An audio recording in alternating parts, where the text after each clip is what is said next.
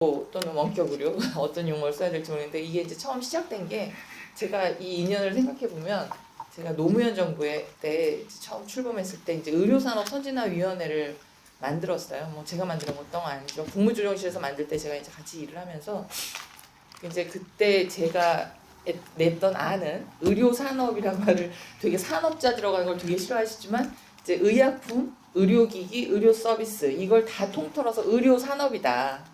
그러니까 제조업과 서비스 산업까지. 근데 그들이 서로 연결돼야 된다. 그러니까 의약품도 신약을 개발했을 때는 당연히 의료 서비스 현장에서 써야 되고 의료기기도 의료 서비스하고 연결이 돼야 되는데 이제 우리나라는 정책이 의약품 정책 따로, 그러니까 의약 정책 따로, 의료기기 정책 따로, 의료 서비스 정책 따로 이렇게 놓는 걸 좀 합해보자. 이제 이런 안을 냈었고요. 그래서 거기서 나왔던 화두가 이제 원격 의료였습니다. 근데 이제 그때 그래서 의료산업 선진화위원회에서 분과를 여러 개 만들어서 이제 그 의료 서비스 분과, 뭐 의약품 분과 이제 다 따로 하고, 그다음에 저는 이제 총괄 분과에 물론 있었지만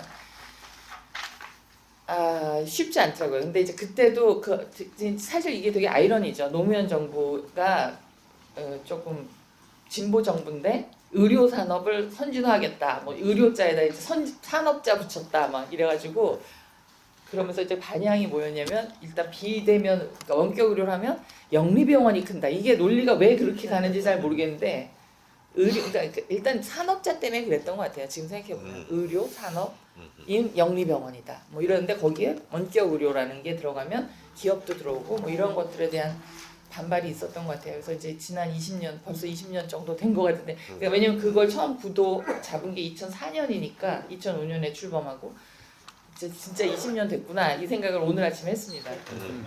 근데 그때 제가 저희 연구원에서 했던 일들이 여전히 물론 조금 나아졌어요. 지금 저기 회장님 말씀하신 대로 뭐 코로나 덕분에 조금 체험도 하고 이제 여러 실증 사업도 하고 근데 이제 여전히 제도라는 측면, 법제도라는 측면에서는 한 발짝도 안 나간 것 같은 생각이 들어서 이제 그런 얘기를 좀 해드리겠습니다. 여기 제가 이제 토론문이라고 작성을 했을 때 이제 처음에 저는 이제 오늘은 원격 의료가 물론 더 초점이긴 한데 좀 큰 범위에서부터 얘기를 하겠습니다. 그러니까 디지털 헬스케어는 뭐 지금 얘기하셨지만 원격 의료만 포함하는 건 아닙니다. 굉장히 넓고요. 제가 생각하는 디지털 헬스케어는 보건 의료 산업 전체가 다 디지털 전환하는 겁니다.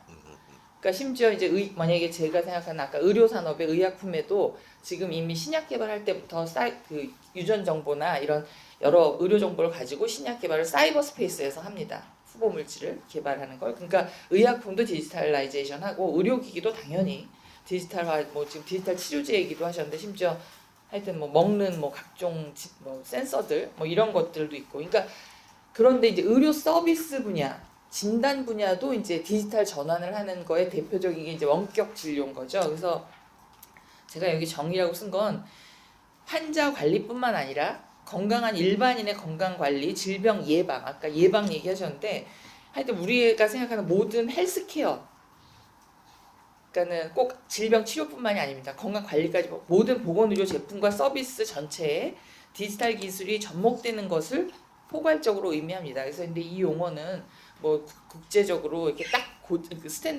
표준화된 게 아니기 때문에 디지털 헬스케어 또는 뭐 원격 의료 같은 경우 텔레메디슨 또 우리나라에서는 또 좋아하는 스마트잡 저도 좋아하긴 하는데 스마트 헬스케어 뭐 이런 여러 가지 용어로 쓰입니다. 그래서 거기 써 있지만 이제 처음에 딱 디지털 뭐 헬스 그러면 미국 같은 경우는 이제 EMR이 워낙 안 돼서 그러니까 우리의 진료 그 뭐라 하죠? 그러니까 전자 진료 기록 이런 거를 이제 워낙 우리나라보다도 안 되기 때문에 거기서부터 시작했습니다. 근데 사실 그 병원 의료 정보의 디지털화는 한국이 세계 최고거든요. 워낙 거의 뭐 지금 100%니까 그리고 미국은 따라온 거고. 근데 이제 그걸 말하는 게 이제 eHealth라는 말 그리고 뭐 스마트 헬스케어 이런 용어들이 다 포괄된 걸 디지털 헬스케어로 보셨으면 좋겠어요. 제 주장이긴 한데 하여튼 저는 보고서에 그렇게 씁니다. 근데 왜 원격 진료가 중요하나? 이제 뭐 여러 도식도들을 보셨을 텐데 이 헬스케어 범위가 아까 제가 의약품, 의료기기, 의료 서비스도 있고 또 의료 서비스 안에서도 건강관리 서비스 여기 뭐 헬스케어 앱 이런 것들도 있고 아주 핵심이 진료입니다. 원격 의료 서비스. 근데 이제 우리나라에서 이게 의료 서비스라는 건 워낙 의료법에서 강하게 제한을 하다 보니까 지금 현재 우리나라에서 디지털 헬스케어를 이제 호도한다가 거기에 이제 의료를 뺍니다.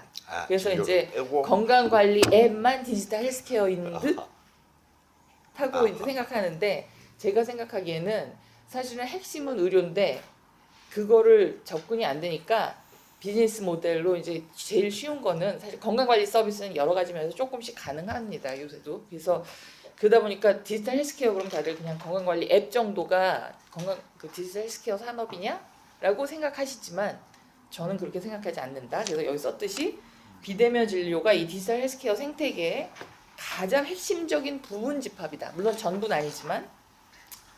그리고 이제 또 하나 이제 디지털 헬스케어 특성이 이게 생태계가 복잡합니다. 그래서 병원, 의원 같이 이제 의료 서비스 제공자가 물론 핵심이 되겠죠. 특히 원격 진료의 경우 거기에 이제 더해서 오늘 닥터나우나 그 밖에 이제 여러 가지 의료기기 회사들하는 기업들, 거기다 이제 지불자가 여기는 복잡하죠. 그러니까 핸드폰 사는 것처럼 우리가 마음대로 하는 게 아니라 건강보험공단이라는 공공 지불자가 있고 민간 지불자도 있습니다.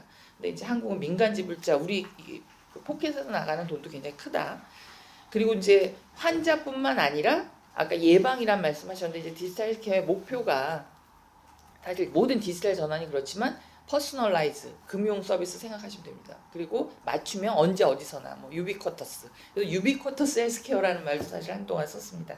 그러다 보니까 이 이해 당사자들이 굉장히 복잡하게 굉장히 얽혀 있어요. 그리고 이 디지털 헬스케어의 이제 제목이 처음에 이제 디지털이잖아요. 그러니까 디지털 전환인데 그러다 보니까 이제 거기 나온 게 그 저희 금융정보 생각하시면 비슷한데 그 사실 금융 서비스 생각하시면 이제 뭐라 그래야 되나 그 은행의 권한이 자꾸 줄잖아요. 우리들이 직접 하잖아요. 은행 이제 안 가지 않습니까? 거의.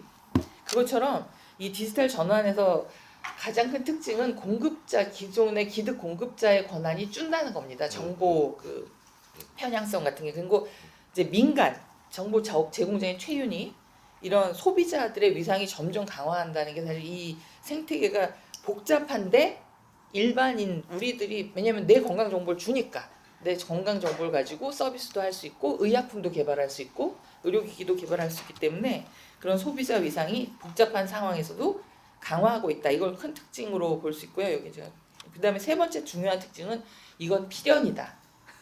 디지털 전환은 우리나라만 안 한다고 해서 안 할 수 있는 건 아니다. 그리고 이게 그러니까 모든 기기 궁극적으로 이제 이 시대가 뭐 지금 심지어 AI도 나오는데 모든 기기 연결과 데이터 정보 공유에 기반하는 초연결 시대로 간다라고 제가 얘기하는 게 아니라 너무 저명한 분들이 다 얘기를 하시는데 보건의료 분야만 디지털 전환을 안 할 수 있는가라고 제가 질문 드립니다. 그러니까 그건 아까 뭐 발제 자료에도 있었지만 필연이다.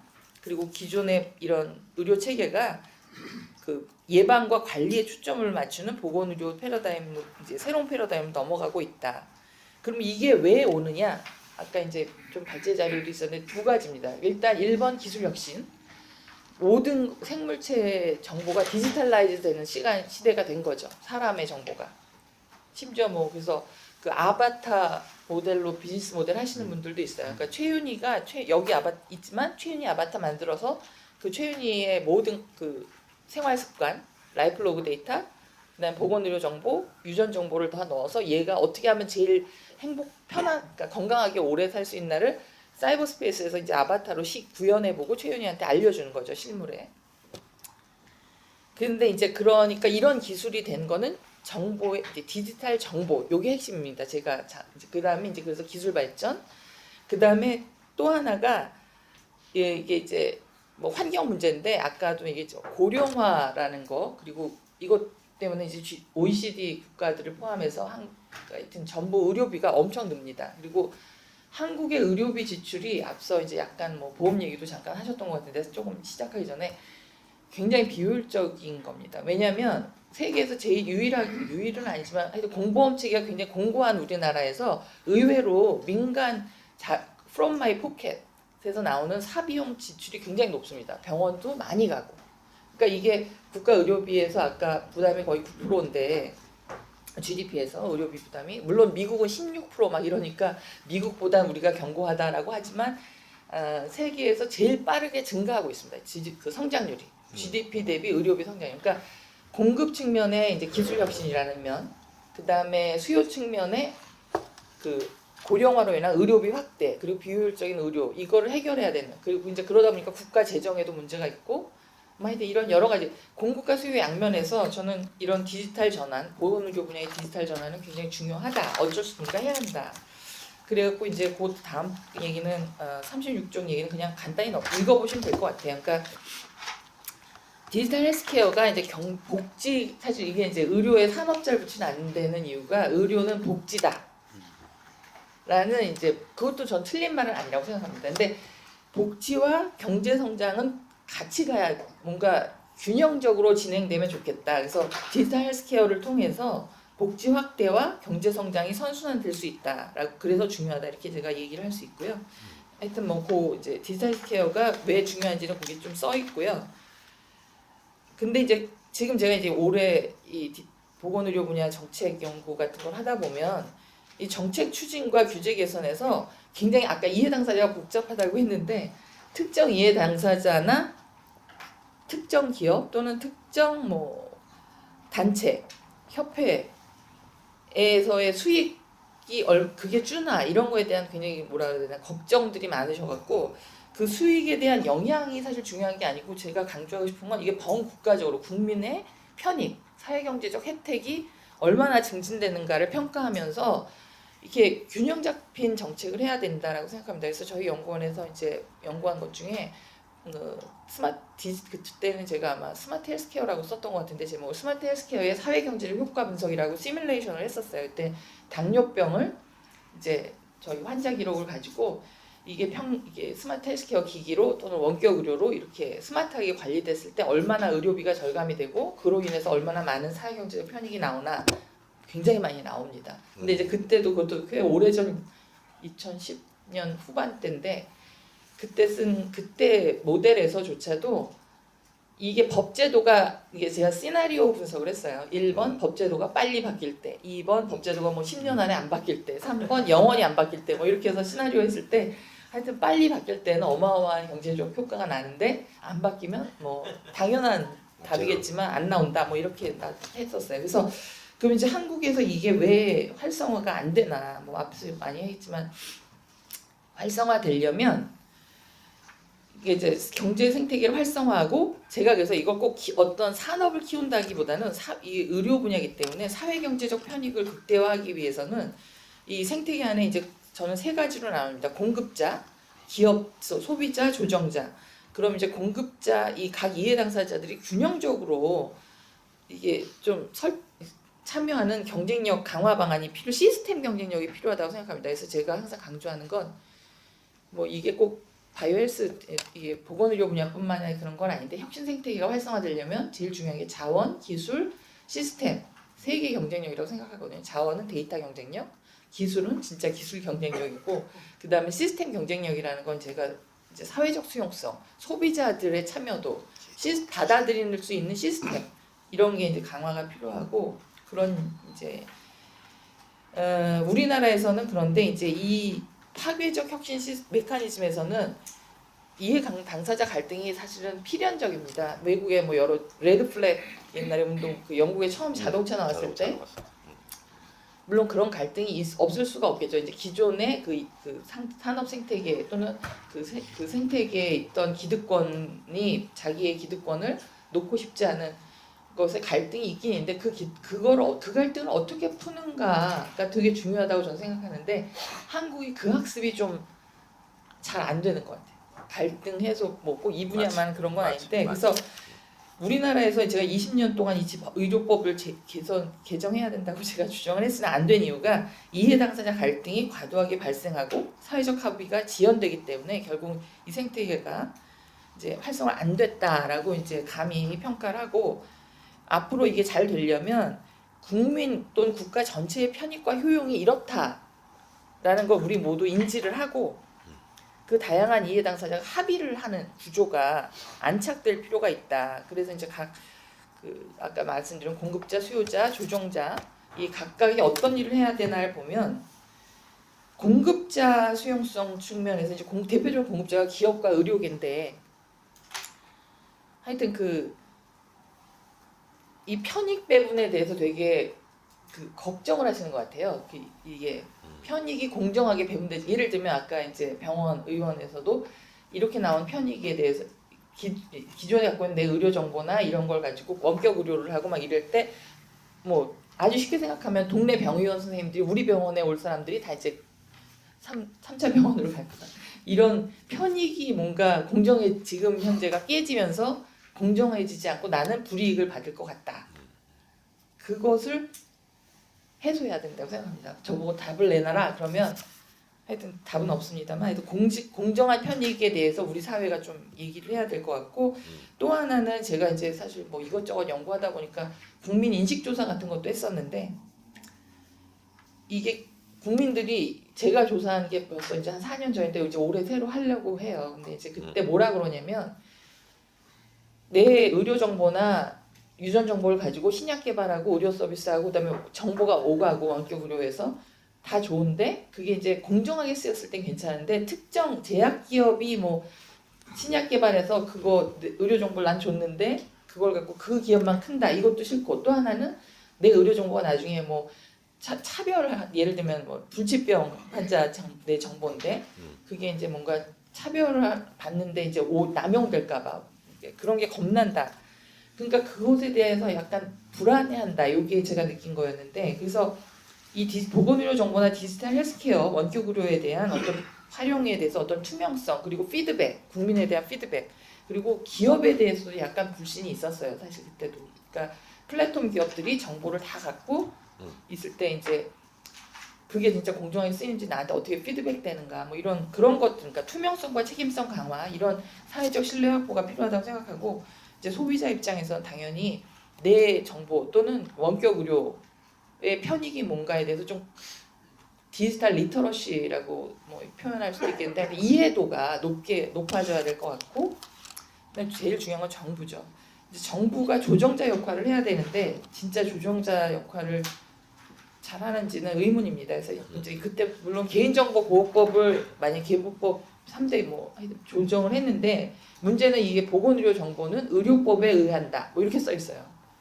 그래가지고 결국은 이 보건의료 정보는 다 의료법이 중간인데 그 이제 거부에서 충돌을 그리고 또 부처 안에서도 싸워요. 부처 간에도. 그래서 이런 조정자 역할이 잘 돼야 되고 정책 신뢰도도 회복돼야 된다. 근데 이제 거기다 제가 쓴 게 37쪽 보시면 지금 현재 국회에 발의된 디지털 헬스케어법이 총 4개입니다. 3개 부처가 각각 내놨고 보건복지위원회에서 2개 내놨고요. 그래서 이제 기업 입장에서는 제가 몇 분한테 물어보면 회장님 의견도 들어야 되겠는데 아무 부처 거래도 하나만 빨리 됐으면 좋겠다. 근데 이제 이게 여기 써 있는 법들이 다 내용이 유사합니다. 굉장히 유사한데 근본적으로 의료법을 지금 개정하려는 노력을 하고 있지만 하여튼 의료법이 저는 가장 중요한 문제라고 생각을 합니다. 그래서 요 특별법 갖고 과연 의료법을 능가할 수 있는가? 왜냐면 여기서 말하는 디지털 헬스케어 산업 육성, 뭐 스마트 헬스케어 기술 육성, 뭐 등등등이 어쩌면 또 아까 말씀드렸듯이 진짜 핵심은 빼고 원격 의료는 빼고 그 우리가 쓰는 앱, 뭐 그런 건강관리 서비스 요쪽만 결국은 또 활성화하고 핵심은 못 건드릴 수 있다. 이제 그래서 하여튼 그런 법 개정을 하는 거 이제 보건의료 데이터를 잘 쓸 수 있게 하는 그런 것들이 매우 중요하다라고 얘기하면서 마무리하겠습니다. 네, 감사합니다. 제 소개 잠시 드리면은 아까 전에 교수님이 말씀해 주셨는데 저는 연대의대 13년도에 졸업했고요. 그 다음에 임상의사로 살기 싫어가지고 다른 어떤 진로가 있나 탐색을 하려고 먼저 공중보건의사를 가가지고 3년을 지냈었고 그 뒤에 비즈니스 해보면 재밌겠다는 생각 결론을 내려가지고 맥킨지라는 컨설팅 회사에 갔다가 이제 투자사에 갔다가 재작년에 나만의 닥터라는 비대면 진료 서비스를 창업을 했습니다. 저는 디지털 헬스케어 전반적인 그런 것보다는 비대면 진료 시범 사업에 대해서 말씀을 드리려고 합니다. 이 시범 사업이라는 단어도 정말 너무 많이 들어보는 단어인데 어떻게 흘러왔냐면은 2020년에 코로나로 한시적으로 허용이 되었고, 근데 그게 너무 법적인 근거가 없이 갑자기 비대면 진료가 허용이 됐습니다. 제가 아직도 기억나는데 2월 24일에 올라온 문서 하나로 갑자기 절대로 안 풀리던 비대면 진료가 한국에서 허용이 됐었고요. 워낙 법적 근거가 약하다 보니까 11월인가 20년 11월인가에 감염병 예방법을 개정을 했었습니다. 그래서 감염병이 우리나라에서 심각 단계인 경우에는 이제 비대면 진료가 활성화되게 되어 있습니다. 문제는 이제 감염병 단계가 지금 이제 팬데믹에서 엔데믹으로 내려가면서 저희 비대면 진료 서비스 업체들이 법적 근거를 상실했다고 보시면 되고요. 한 4월인가 23년 4월인가 5월에 이제 저희가 알았던 것 같아요. 6월 1일부터 이제 내려갈 것이다. 비대면 감염병 단계가 내려갈 것이고 비대면 진료 서비스가 법적 근거를 잃는다라는 이제 걸 알게 되었고, 그러다 보니까 힘들게 시작한 비대면 진료를 정부 입장에서도 바로 이렇게 잃고 싶지 않으니까 국회를 열심히 뛰어다녔는데 결국에는 법제화가 되지는 않았고, 그래서 제안을 해온 것이 이제 시범 사업이라는 이름 하에 특정 대상자들 대상으로만 비대면 진료를 진행할 수 있게 되어 있습니다. 그 대상자들이 생각해 보실 수 있는 분들이 대부분이어가지고 만성질환자인데 이제 재진 갔던 병원에서 1년 내에 다시 받아볼 수 있다든지, 아니면은 뭐 장애인분들, 도서관간 선벽지에 사시는 분들, 그런 위주로 대상자가 되어 있고요. 그게 제 이름 찾아보시면은 사형 선고라는 말이 진짜 많이 나오는데, 그 시범 사업은 비대면 진료에 사형 선고다라는 말을 진짜 많이 썼습니다. 근데 그대로 시범 사업은 진행이 됐고 저희는 사형 선고를 받은 상황이고요. 아직 사망 선고를 받지 않았습니다만 잘 살아보려고 하고 있습니다. 그 시범 사업에 대한 비판을 조금 해 보면은, 이 장지호 회장님도 아까 전에 말씀해 주셨는데, 그 비대면 진료를 더 활발하게 쓰신 분들이 3년 동안 도서관간 벽지 분들이 아니세요. 뭐 소아과를 다니시는 분들도 있고, 아니면 직장인들도 있고, 여러 가지 다양한 분들이 3천만 건 이상의 비대면 진료를 사용해 왔는데, 실은 그것들이 좀 더 세게 말해보자면은 이미 국민들이 꽤나 합숙한 행태의 의료 서비스 이용 행태다라고 저는 생각을 하거든요. 그게 수요자고, 공급자 측도 생각을 해보면은 1차 후원의 한 절반 정도는 비대면 진료를 경험해 보신 적이 있으세요. 공급자로서 이제 꽤나 깊숙이 들어와 있는 의료 서비스 제공과 이용 행태이기 때문에 이렇게 대상자를 갑자기 10분의 1로 줄이는 거는 조금 실리에 맞지 않다라는 생각을 했었고, 우려에 대한 내용도 좀 말씀을 드려야 되는데, 의약품 오남용 혹은 뭐 대면 진료에 비해 부족한 진찰이나 오진 같은 것도 많이 우려 사항으로 말씀해 주시고, 최근 들어서 많이 부각됐던 거는 마약류 처방이었던 것 같아요. 실은 비대면 진료를 통해서 마약 등이 뭐 유통되고 있는 거 아니냐라는 말씀도 이제 국감에서 나왔던 것 같은데, 실은 그런 향정신성 의약품, 마약류 처방은 이미 비대면 진료에서는 법적으로 금지되어 있습니다. 그거 복지부에서 빠르게 알고 이미 금지한 바가 있고, 약간 여담입니다만 2020년에는 그냥 졸피된 것 같은 수면제들이 그냥 택배로 날아다녔습니다. 그때는 향정신성 의약품에 대한 규제가 없었어가지고 원하시는 분들이 모두가 그냥 수면제를 미친 듯이 처방받고 있는 그런 시대가 있었어요. 근데 그런 것들이 당연히 복지부도 빠르게 알고 이제 규제를 했던 바가 있고, 너무 잘 된 것 같고요. 어쨌든 마약류 오남용의 우려가 있지만, 실은 비대면 진료 때문에 그런 것은 아니고, 도리어 비대면 진료 플랫폼 같은 디지털 솔루션이 있어야지 그런 것들을 미연에 방지할 수 있다라는 저는 생각을 하고 있습니다.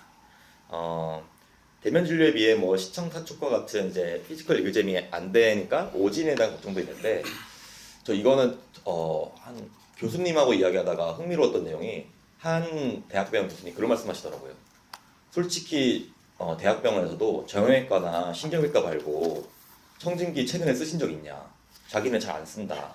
결국에는 우리도 꽤나 문진 베이스로 이미 하고 있고, 문진 베이스만으로도 처방을 낼 수 있다면은 당연히 비대면 진료도 가능한 것이 아니겠느냐 라는 말씀 주셔서 저도 그렇게 많이 됐구나, 뭐 일리가 있다라는 생각을 했던 게 있고, 또 하나는 이 환자분들도 의사분들도 아까 회장님 말씀해 주셨던 것 같은데 굉장히 보수적입니다. 비대면 진료에 대해서. 내가 정말 이거 비대면 진료 안 될 것 같으면은 대면 진료를 잘 하시고 의사분들도 대면 진료를 자주 권하는 그런 행태가 있어가지고 이런 오진에 대한 걱정도 저는 크게 하진 않고 있습니다.